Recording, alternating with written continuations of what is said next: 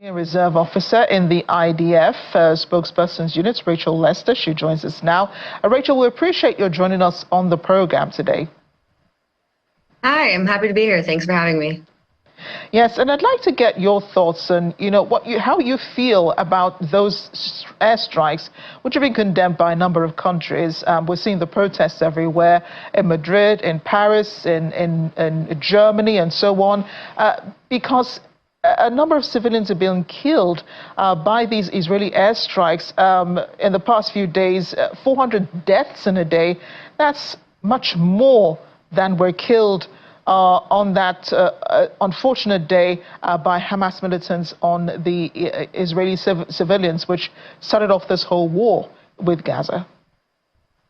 Okay, let me address a couple of things. Firstly, we have no idea how many civilians have been killed in Gaza because Hamas's numbers are not trustworthy in any way. We all have known from the beginning of the war that it takes way more than one day to count dead civilians or injured civilians. So any number that Hamas has come out with so far cannot be trusted at all.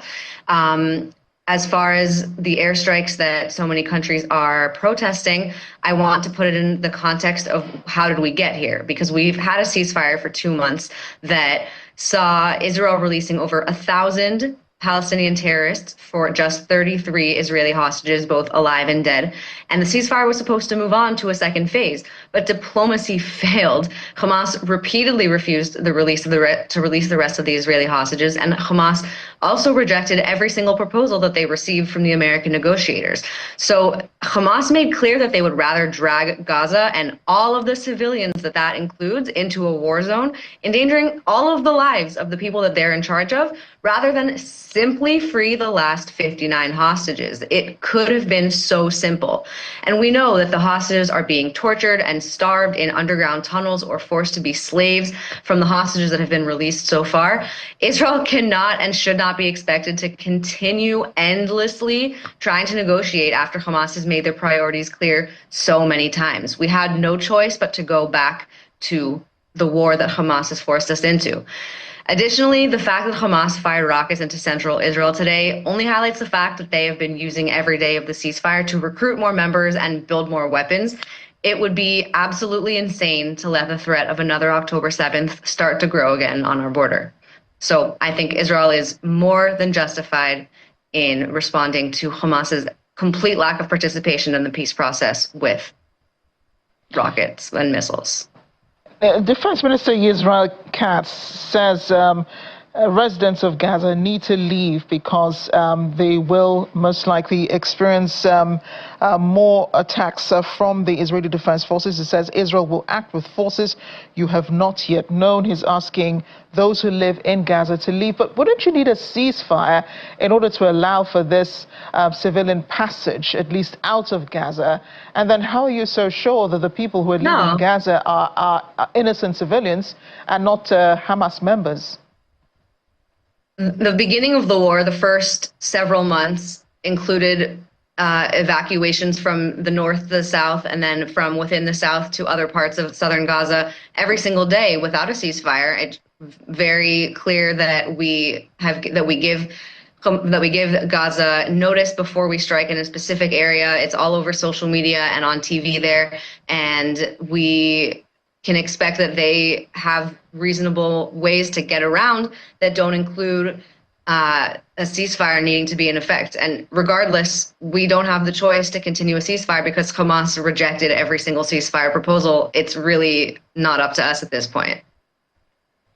Some aid organizations are claiming that, their staff have been hit. The UN did report that at least 2 of its staff had been killed in those Israeli airstrikes. And then you have more people in need of aid in Gaza. There's no aid coming in. There's no one leaving Gaza at the moment. Does Israel consider the humanity of the situation at hand? I just want to clarify that the UN workers that were tragically killed this week were not killed by the IDF. The IDF did an investigation and put out a statement that it was not an IDF airstrike that killed them. As far as the humanity of the situation, of course, every single thing Israel does is to try to preserve as much humanity as possible. Why else would we be telling Gazan civilians to evacuate before every single airstrike? We want to minimize as many civilian casualties as humanly possible, and it's Hamas's fault that we're in this situation, that we have to be striking them at all. The second part of the ceasefire deal could have been agreed upon if Hamas would just be willing to step down from power and let a peaceful organization take over, and they simply won't. They are putting Gazan civilian lives in danger every single day by refusing to meet the terms of the second phase of the ceasefire deal. So I think instead of asking if Israel cares about the humanity of the situation, you need to be asking, why doesn't anyone care that Hamas doesn't care about the humanity of the situation? Well, that's because a lot of groups think that Israel is perpetrating genocide in Gaza, and many of those protests, the protesters who are protesting Israel's airstrikes say that they're killing innocent civilians. Do you think these people are being influenced by Hamas propaganda? They probably do not understand the situation on the ground. And is there a way to verify what really is going on the ground, seeing that even journalists like myself and my colleagues in the Middle East are also restricted from certain parts of Gaza to actually determine what is true and what is not? I can tell you that there's not a simple way to know what's going on the ground, and journalists are being restricted for their own safety, because in a war, we cannot guarantee journalists' safety. As far as the claim of genocide, it's simple slander, because we are in a war that we didn't start and we don't want to be in, and we wouldn't be in if Hamas would simply accept the ceasefire agreements that they've been offered over and over and over. I think that Israel's doing whatever is necessary to continue degrading Hamas's military capabilities and not let them start another October 7th, because that's what they're trying to do. I mean, we had rockets in Israel today. How could we let them continue to rearm and recruit new members while they're, while Israel is sitting on the other side of the border right here? What do you say to those who think that Prime Minister Netanyahu's recent actions are being egged on by the U.S. President Donald Trump, someone he respects? I think that it's not my place to comment on the relationship between any other country and Israel, but I think that Netanyahu is doing what he feels is the best case scenario for Israel. And after, again, 2 months of negotiations, we've been backed into this corner. And I'm thankful that we do have U.S. support at this moment. Rachel, thank you again for speaking with us on The World Today. Thank you for having me.